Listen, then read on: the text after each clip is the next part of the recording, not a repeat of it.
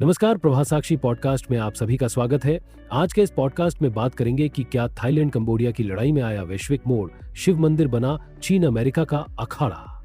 तो आइए सुनते हैं आज के इस पॉडकास्ट को। लेकिन उससे पहले अगर आपने हमारे चैनल को सब्सक्राइब नहीं किया है तो जरूर कर लें, ताकि आप रोज ऐसे ही इंटरेस्टिंग और जानकारीपूर्ण पॉडकास्ट सुन सके। रूस और यूक्रेन के बीच की जंग सालों से चल रही है। वहीं हाल ही में ईरान और इजरायल के बीच बैटल का नया ग्राउंड देखने को मिला था, जिसमें अमेरिका ने भी अपने B-2 बॉम्बर्स के साथ एंट्री कर ली थी। लेकिन इस युद्ध का तो विराम हो गया। फिर भी इजरायल एक और मोर्चे में फिलिस्तीन के साथ जंग में उलझा है।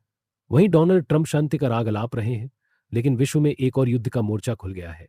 भारत के पड़ोस में 1000 साल पुराने हिंदू मंदिर को लेकर दो देशों के बीच एक भीषण युद्ध शुरू हुआ है। ये देश थाईलैंड और कंबोडिया है। बीते दिनों से दोनों देशों के सैनिक एक दूसरे पर हमले कर रहे हैं। आज हम थाईलैंड और कंबोडिया के बीच 118 वर्ष पुराने सीमा विवाद में एक हिंदू मंदिर के महत्व का MRI स्कैन करेंगे। सबसे पहले आपको छोड़ा अपडेट दे देते हैं। थाईलैंड की सेना के मुताबिक कंबोडिया के सैनिकों ने उन पर फायरिंग की और यही आरोप कंबोडिया की तरफ से भी लगाए जा रहे हैं। यानी युद्ध की शुरुआत किसने की इसका पता नहीं चला है। लेकिन थाईलैंड कहता है कि कंबोडिया ने सेना और आम लोगों के साथ एक अस्पताल पर भी रॉकेट से हमला किया। फिर थाईलैंड ने F-16 विमान से लक्षित टारगेट को अटैक किया। दोनों देश अपने हजारों लोगों को सीमा से हटाकर सुरक्षित स्थानों पर ले जा रहे हैं। थाईलैंड और कंबोडिया भारत के केंद्र शासित प्रदेश अंडमान निकोबार द्वीप समूह के पास है। सैन्य ताकत के मामले में कंबोडिया की रैंकिंग पूरी दुनिया में 95 है, तो वहीं थाईलैंड की सेना का स्थान 25वां है। यानी थाईलैंड की सेना कंबोडिया से बहुत ताकतवर मानी जाती है। दोनों देशों की रैंकिंग से पता चलता है, थाईलैंड और कंबोडिया के बीच 118 वर्ष से एक मंदिर को लेकर विवाद चल रहा है। आस्था का केंद्र होने के साथ साथ राष्ट्रीय पहचान का भी प्रतीक है। आज हम थाईलैंड और कंबोडिया के बीच 118 वर्ष पुराने सीमा विवाद में एक हिंदू मंदिर के महत्व का MRI स्कैन करेंगे। सबसे पहले आपको छोड़ा अपडेट दे देते हैं। थाईलैंड की सेना के मुताबिक कंबोडिया के सैनिकों ने उन पर फायरिंग की और यही आरोप कंबोडिया की तरफ से भी लगाए जा रहे हैं। यानी युद्ध की शुरुआत किसने की इसका पता नहीं चला है। लेकिन थाईलैंड कहता है कि कंबोडिया ने सेना और आम लोगों के साथ एक अस्पताल पर भी रॉकेट से हमला किया। फिर थाईलैंड ने F-16 विमान से लक्षित टारगेट को अटैक किया।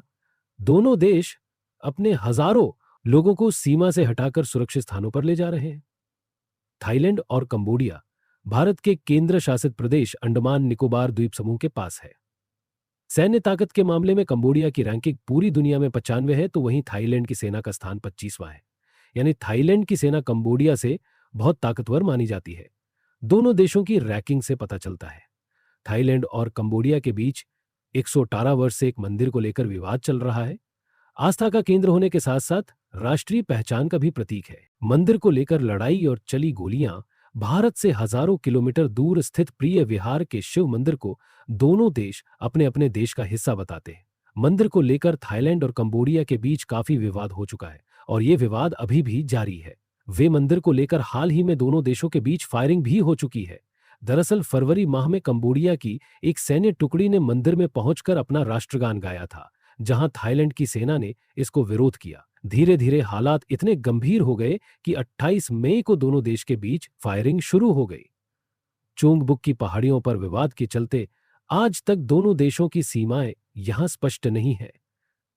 कैसे शुरू हुआ ताजा संघर्ष? थाईलैंड और कंबोडिया सीमा विवाद अचानक खतरनाक मोड़ पर पहुंच गया जब 23 जुलाई को सीमा पर तैनात एक थाई सैनिक विस्फोट में घायल हो गया। यह विस्फोट वहां हुआ जहां दोनों देशों की सेनाएं मई से आमने सामने तैनात थीं। थाईलैंड ने इसका आरोप कंबोडिया पर लगाया और इसे पूर्व नियोजित उकसावा करार दिया।